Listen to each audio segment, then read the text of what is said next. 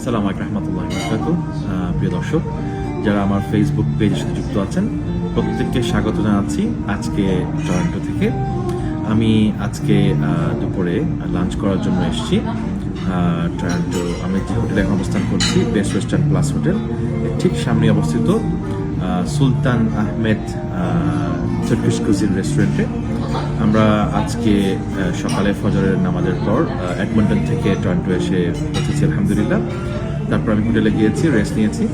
এখন আমি রেস্টুরেন্টে এসেছি লাঞ্চ করার জন্য।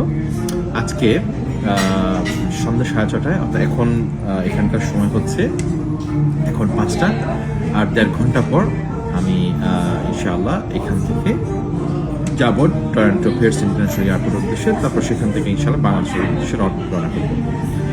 তো যাওয়ার আগে লাঞ্চটা সেরে নিচ্ছি তুর্কিশ কুজিন আহমেদ সুলতান আহমেদ এই রেস্টুরেন্টে। তো আজকে ইনশাআল্লাহ আমি লাঞ্চ অর্ডার করেছি লেন্টেল স্যুপ, অর্থাৎ হচ্ছে ডালের স্যুপ। তারপর আমি আরও অর্ডার করেছি, সেটা আপনাদেরকে দেখাবো। আমি অর্ডার করেছি মিক্স প্লেটার, যেখানে রয়েছে রাইস, সালাদ এবং আদানা কাবাব, সেটা চিকেন রয়েছে, কোফতা রয়েছে এবং ল্যাম্ব চপ রয়েছে, সেই সাথে রয়েছে ফ্রেঞ্চ ফ্রাইস।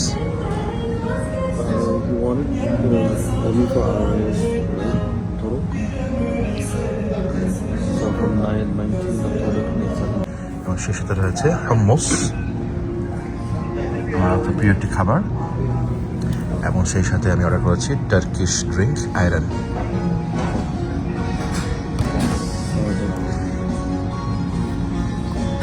তো এই ছিল আমার আজকে কানাডা সফরের শেষ দিন।